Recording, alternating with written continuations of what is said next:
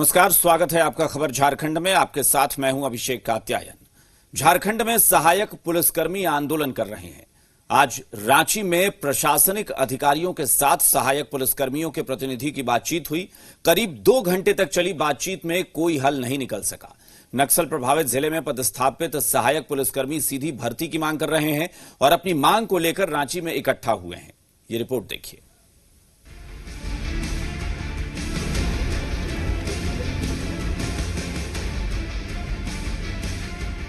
झारखंड में सहायक पुलिसकर्मी आंदोलनरत हैं।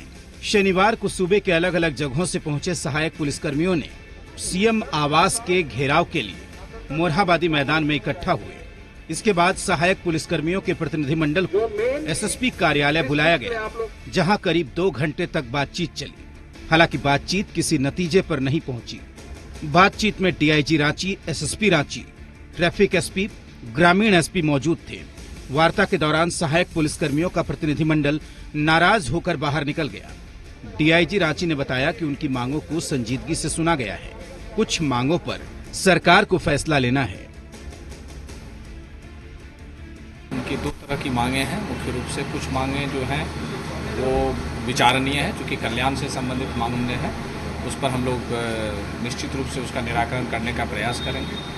कुछ अन्य मांगे हैं जो पॉलिसी लेवल के मांगे हैं, तो हम लोगों ने उनको ये कमिट किया है कि जो आपके पॉलिसी से संबंधित मांग है उनको जो उचित प्राधिकार है वहाँ तक उसको हम लोग पहुँचाएंगे, ताकि उनके द्वारा इस पर विचार किया जा सके। 2 घंटे तक चली वार्ता के बाद मोरहाबादी लौटे सहायक पुलिसकर्मियों का साफ तौर पर कहना है कि उन्हें मुख्यमंत्री से वार्ता के लिए बुलाया गया था, लेकिन पुलिस अधिकारियों से वार्ता कराई गई। वार्ता में कोई हल नहीं निकला। जब तक लिखित आश्वासन नहीं मिलेगा, हड़ताल जारी रहेगी।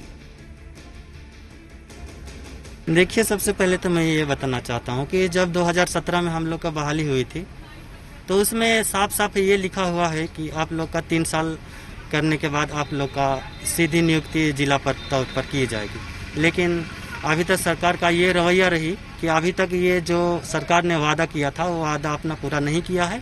हम लोग को अभी यहाँ से मतलब ले गए मिलाने के लिए कि हम लोग मुख्यमंत्री से मिलाएंगे, मगर वैसा कुछ भी नहीं हुआ। यहाँ से गए, सिर्फ डीआईजी सर से बात हुई। बोला गया था कि ये सीएम से मिलवाएंगे, ठीक है, लेकिन वहाँ पे ले जाकर डीआईजी से हम लोग को मिलवाया गया। इसे बढ़ाया जाएगा, जो हम लोग मानने को तैयार नहीं है, क्योंकि हम लोग 3 साल बहुत मेहनत से ड्यूटी किए हैं और हम लोग अस्थायी नियुक्ति यहाँ से लेके ही जाएंगे, नहीं तो हम लोग वापस जाएंगे नहीं। सहायक पुलिसकर्मी क्यों आंदोलन कर रहे हैं, ये भी जान लीजिए। साल 2017 में 2500 सहायक पुलिसकर्मियों की नियुक्ति हुई। 12 नक्सल प्रभावित जिलों के लिए नियुक्ति हुई थी। सरकार ने 10,000 का मानदेय तय किया था। बहाली के 3 साल बाद भी किसी का स्थायीकरण नहीं हुआ। अब सहायक पुलिसकर्मी सीधी नियुक्ति की मांग पर अड़े हैं। सहायक पुलिसकर्मी बेरोजगारी की कगार पर हैं। 12 नक्सल प्रभावित जिलों में लगातार अपनी सेवाएं देते रहे हैं और अब खुद की नौकरी पर खतरा है। हालांकि डीआईजी रांची सहायक पुलिसकर्मियों की कुछ मांगों पर सहमत दिखे, लेकिन सीधी नियुक्ति पर हेमंत सरकार को फैसला लेना है। देखना होगा सरकार क्या फैसला लेती है। सौरभ और कामरान की रिपोर्ट, जी मीडिया, रांची। गढ़वा में नाबालिग लड़के की शादी रोक दी गई। मामला गढ़वा थाना क्षेत्र के बेलचंपा गांव का है, जहां लड़के और लड़की की शादी होने ही वाली थी कि तभी अधिकारियों को इसकी भनक लग गई। जांच में पता चला कि लड़का 19 साल का है और लड़की 23 साल की है। दोनों ही प्रेम विवाह करने की तैयारी में थे, जिसे पंचायत ने भी हरी झंडी दे दी थी। लेकिन इसी बीच अधिकारियों ने मौके पर पहुंचकर इस शादी को रुकवा दिया।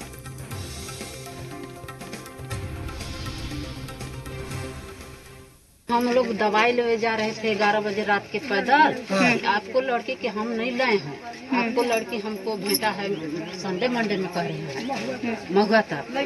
और लड़की बोल रहे हैं ना कि नहीं, बोले थे ना दिन में कि शाम के आ जाइएगा हमको घर, और अथी आपको लड़का के पास हम लोग पहुँचा देंगे। बाकी लड़का के जब इधर घर है तो रेहला क्यों पुल पर पकड़ा है। हम लोग लड़की वालों से पूछताछ हम लोगों ने कर ली। लड़की वाले बात को मान रहे हैं, वो शादी नहीं करना चाहते हैं, लेकिन ये प्रेम प्रसंग का मामला ऐसा प्रतीत होता है। गांव वाले चाहते थे कि शादी हो जाए, लेकिन बाल विवाह कानून के अनुसार ये शादी संभव नहीं है। हम लोगों ने नोटिस दे दिया है, शादी रुक गई है। आगे की इंक्वायरी थाना प्रभारी और संबंधित चाइल्ड लाइन केयर वाले करेंगे। गिरिडीह में शुक्रवार को 12 साल का एक बच्चा बराकर नदी में डूब गया। हादसा मुफस्सिल क्षेत्र के जसपुर पंचायत का है। देवघर से एनडीआरएफ की टीम गिरिडीह पहुंची और बराकर नदी में 20 किलोमीटर तक के दायरे में सर्च ऑपरेशन चलाया। हजारीबाग से लेकर अहिल्यापुर थाना क्षेत्र के बराकर पुल तक एनडीआरएफ की टीम बच्चे की खोजबीन करती रही। हालांकि बच्चे का कोई पता नहीं चल सका। आज रिक्वेस्ट किया गया था 9th बटालियन एनडीआरएफ की टीम जो कि देवघर में स्टेशन है, और वह पूरी टीम अपने सभी साजो सामान के साथ यहाँ पहुंची है। बोट्स और डाइवर्स स्कूबा डाइविंग के गियर्स इक्विपमेंट्स के साथ यहाँ पर हैं। 20 किलोमीटर के स्ट्रेच तक अभी रेकी कर दी गई है और ये पूरे हजारीबाग के लेवल तक सर्च ऑपरेशन चलाया जा रहा है। पूरी कोशिश की जा रही है कि बॉडी को किसी भी तरीके से रिट्रीव कर लिया जाए। महाराष्ट्र के मुख्यमंत्री उद्धव ठाकरे को फोन पर धमकी देने वाले आरोपी को गिरफ्तार कर लिया गया है। साहिबगंज पुलिस ने बिहार के पूर्णिया से एक शख्स को धर दबोचा। धमकी देने के मामले में मुंबई पुलिस ने झारखंड पुलिस से संपर्क कर सहयोग करने की अपील की थी, जिस पर झारखंड के वरीय पुलिस पदाधिकारियों ने साहिबगंज पुलिस को इस काम का जिम्मा सौंपा। साहिबगंज पुलिस ने त्वरित कार्रवाई करते हुए धमकी देने वाले शख्स को लोकेशन के आधार पर बिहार के पूर्णिया से गिरफ्तार कर लिया और साहिबगंज ले आई। तथा टेक्निकल इंट और मानव स्रोत के आधार पर उस नंबर के धारक को चिन्हित किया गया और उसके लिए एक विशेष टीम तैयार की गई। जब इनका लोकेशन हम लोग को कंफर्म हो गया तो हम लोगों ने बहुत ही त्वरित गति से कार्रवाई करते हुए पूर्णिया से इसे गिरफ्तार किया है। हम किसी को धमकी नहीं दिए हैं। अच्छा, आप पूर्णिया में कब से रह रहे हैं? पूर्णिया में 5 साल से। कितना शादी किए? 3 शादी। कहाँ कहाँ? गांव पर बरहरवा पूर्णिया। क्या करते थे गांव पे? गांव आपका मूलतः कहाँ का है? मूलतः आपका बलिया का। झारखंड विधानसभा अध्यक्ष रविंद्रनाथ महतो रांची जाने के दौरान धनबाद में कुछ देर के लिए रुके। यहां उन्होंने कई मुद्दों पर अपनी प्रतिक्रिया भी दी। उन्होंने बताया कि बाबूलाल मरांडी के नेता प्रतिपक्ष मामले में जल्द निर्णय होगा। वहीं विधायक ढुल्लू महतो के मामले की भी जांच हो रही है। जल्द ही नई स्थानीय नीति लाई जाएगी। रघुवर सरकार में जो त्रुटि है यहाँ के स्थानीय लोगों में, जो यहाँ के मूलवासी लोग हैं, आदिवासी लोग हैं, जो बहुत दिन से यहाँ रह रहे हैं, उन लोगों के हित में जो भी होगा हम लोग वही लेट नहीं देना। कोरोना में तो वास्तविक रूप से सारा धीमी है और माने कोरोना के सामने यही महत्वपूर्ण मुद्दा है, ऐसा भी बात नहीं है, लेकिन फिर भी ये रुका हुआ नहीं है। दुमका के ग्रामीण क्षेत्रों में 1 लाख घरों में 15 दिनों के अंदर नल से जल की सुविधा मिलने जा रही है। झारखंड सरकार के हर घर नल जल योजना के पीटीजी के माध्यम से जिन घरों को नल के जल से नहीं जोड़ा गया है उसे जोड़ने के निर्देश दिए गए हैं।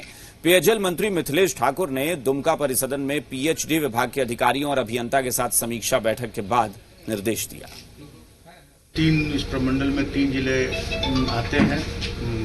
दुमका में 2 डिवीजन, दुमका, पाकुड़ और साहेबगंज। मैंने स्पष्ट निर्देश दिया है कि हमारी सरकार की जो योजना चल रही है प्रत्येक घरों को नल से जोड़ना है। इस पर उस काम में पूरी तेजी लाएं। बहुत सारी योजनाएं जो पहले अधूरी थी उन योजनाओं को पूरा करने का हमने निर्देश दिया है। रिम्स में इलाजरत लालू प्रसाद यादव से मुख्यमंत्री हेमंत सोरेन ने मुलाकात की है। सीएम हेमंत सोरेन ने लालू यादव का हालचाल पूछा। मुलाकात के बाद सीएम ने कहा कि संक्रमण लगातार बढ़ रहा है, ऐसे में लालू यादव की सेहत की जिम्मेदारी रिम्स प्रबंधन की है। लालू यादव के स्वास्थ्य में सुधार है। बिहार चुनाव को लेकर कोई बात नहीं हुई है। चुनाव को लेकर आरजेडी के अधिकृत लोग से राजनीतिक प्लेटफॉर्म पर बात होगी। हम लोग साथ मिलकर चुनाव लड़ेंगे। राजद सुप्रीमो आदरणीय लालू प्रसाद जी से हमने मुलाकात की, उनकी हालचाल जानी, समझी, देखी और जिस तरीके से अभी संक्रमण लगातार आगे अपना कदम बढ़ा रहा है, ऐसे में इनकी सेहत की जिम्मेवारी रिम्स प्रबंधन को है। इनसे भी जानकारी ली गई और राजनीतिक बातें राजनीतिक प्लेटफॉर्म पर ही हम लोग करेंगे और बिहार में हम लोग 7 चुनाव लड़े, इसकी प्रारूप की तैयारी हो रही है। झारखंड में भी 2 सीटों के लिए होने वाले उपचुनाव की सुगबुगाहट तेज हो गई है। सत्ता पक्ष और विपक्ष दोनों अपने अपने तरीके से चुनावी रणनीति बनाने में जुटे हुए हैं। सत्ता पक्ष की तरफ से बेरमो सीट कांग्रेस के खाते में है, जबकि दुमका सीट जेएमएम के खाते में है। वहीं विपक्ष की तरफ से दोनों सीटों की रणनीति बीजेपी कार्यालय में अलग अलग बैठक के जरिए बनी। बिहार चुनाव के साथ ही झारखंड की 2 सीट पर दुमका और बेरमो के लिए उपचुनाव होना है। झारखंड बीजेपी प्रदेश कार्यालय में दुमका और बेरमो विधानसभा के उपचुनाव की तैयारियों को लेकर रणनीति बनी। बैठक में प्रदेश अध्यक्ष दीपक प्रकाश, संगठन मंत्री धर्मपाल सिंह, विधायक दल के नेता बाबूलाल मरांडी मौजूद रहे। दुमका और बेरमो विधानसभा से जिलाध्यक्ष समेत जिला कमेटी की पूरी टीम बैठक में शामिल थी। बीजेपी नेता ने कहा कि बैठक में कार्यकर्ताओं की राय के साथ जीत की रणनीति बनी है, तो दूसरी तरफ झारखंड कांग्रेस के प्रदेश अध्यक्ष रामेश्वर उरांव बेरमो की चुनावी रणनीति तय करने को लेकर 2 दिवसीय दौरे पर बेरमो गए हैं। बेरमो विधानसभा के सभी 4 प्रखंडों में 2 दिनों तक कार्यकर्ताओं के बीच घूम घूम कर कार्यकर्ताओं को विधानसभा चुनाव जीतने का मंत्र देंगे। भारतीय जनता पार्टी के कार्यकर्ताओं ने जनता के बीच रहने का काम किया है। वर्तमान परिस्थिति को अगर दुमका का देखा जाए, क्योंकि आप लोग मीडिया के बंधु हैं, तो वहाँ के लोग जनता तरस रहे हैं। अच्छे सड़कें के लिए वो तरस रहे हैं। हर तरह से लोग अस्पताल में किसी का ट्रीटमेंट नहीं चल रहा है। ये 2-3 इशू है जो वहाँ के लोग बिल्कुल पछता रहे हैं एक तरह से कि हम लोगों से चूक हुआ है। जहाँ तक चुनाव का प्रश्न है, आपको पता है कि दोनों सीट पिछली बार भारतीय जनता पार्टी के झोली में था और निश्चित रूप से इस बार भी जो उपचुनाव होने वाला है उस उपचुनाव में कार्यकर्ता भी उत्साहित हैं और कई स्तर पर हमारा संगठन का काम भी पिछले 1 साल से चुनाव के बाद भी कई स्तर से हम लोगों ने वहां पर काम किया है। वो लोग तो बोलने से तो कोई वो लोग को रोक नहीं सकता है। वो लोग तो सब कुछ करता है, सब बोल के पूरा कर देता है, बोल के विकास भी कर देता है, बोल के पर भी कर देता है। हकीकत जमीन पर वो लोग को नहीं होता है। निश्चित रूप से दोनों सीट हम लोग निकलेंगे। सभी पंचायत अध्यक्ष उस विधानसभा क्षेत्र में पड़ने वाले से मिलेंगे। हम अलग अलग प्रखंडों में घूमेंगे। 4 प्रखंड हैं विधानसभा के अंतर्गत, चारों में घूमेंगे, सबसे बात करेंगे, क्या कमी है उसको देखेंगे, पूरा करने की हर कोशिश करेंगे। और खबर देवघर से है। नागरिक उड्डयन मंत्री हरदीप सिंह पुरी देवघर एयरपोर्ट पहुंचे और उन्होंने एयरपोर्ट का जायजा लिया। इस दौरान मंत्री ने एयरपोर्ट टर्मिनल, डीआरडीए प्रोजेक्ट और रनवे का भी जायजा लिया। उड्डयन मंत्री हरदीप सिंह पुरी ने पौधारोपण भी किया और इस दौरान गोड्डा के सांसद निशिकांत दुबे मौके पर मौजूद रहे। उड्डयन मंत्री ने कहा कि देवघर एयरपोर्ट के निर्माण का कार्य 80% हो चुका है। 1 सप्ताह के भीतर एयरपोर्ट अथॉरिटी से मंथन कर उद्घाटन की डेट बताई जाएगी, लेकिन इतना तय है कि देवघर एयरपोर्ट में नवंबर के पहले हफ्ते से उड़ान शुरू हो जाएगी। और ये टर्मिनल बिल्डिंग तो बन ही रही है, वो दिसंबर के आखिर तक वो पूरी हो जाएगा। और कुछ और भी काम है हमारा, वो सब उसके हम टाइमलाइंस जो है अगले हफ्ते के में दिल्ली में सचिव और चेयरमैन एयरपोर्ट अथॉरिटी अध्यक्ष वो मीटिंग करके हम उनको अनाउंस कर देंगे। पर ओवरऑल ये है कि नवंबर के पहले हफ्ते से कुछ फ्लाइट्स यहां से शुरू हो जाएंगी। और मैंने जब इनसे बात की, हमेशा उन्होंने कहा और टाइमलाइन दे दिया, यदि कोविड नहीं होता तो मैं आपको ये कह सकता था दावे के साथ कि सितंबर अक्टूबर में जो है ये चालू हो जाता, लेकिन अभी भी मात्र 1-1.5 महीने का ही डिले हो पाया कोविड के कारण। ये खुद से विजिट करने के लिए आए हैं, तो नवंबर पहले सप्ताह में जब हो जाएगा तो आप इस क्षेत्र के लिए कितना बड़ा वरदान होगा आप खुद से अनुभव कर सकते हैं। 4 से 5 करोड़ लोग यहाँ आते हैं और मुझे लगता है कि भारतीय जनता पार्टी की सरकार इससे बढ़िया कोई काम नहीं कर सकती। जी बिहार झारखंड की खबर का बड़ा असर हुआ है। राजधानी रांची समेत पूरे झारखंड में गुटखा पर प्रतिबंध लगा है। बावजूद इसके गुटखा की धड़ल्ले से बिक्री हो रही है। जी बिहार झारखंड ने गुटखा बिक्री की खबर को प्राथमिकता से दिखाया। अब झारखंड हाईकोर्ट पूरे मामले पर सख्त हो गया है। एक जनहित याचिका पर सुनवाई करते हुए खंडपीठ ने राज्य सरकार से मौखिक रूप से पूछा है कि गुटखा की बिक्री पर यह कैसा प्रतिबंध है, जब पूरे राज्य में धड़ल्ले से इसकी बिक्री हो रही है। वहीं अदालत ने मामले को लेकर नाराजगी जाहिर की। अदालत ने राज्य सरकार से 4 सप्ताह के अंदर डिटेल रिपोर्ट देने को कहा है।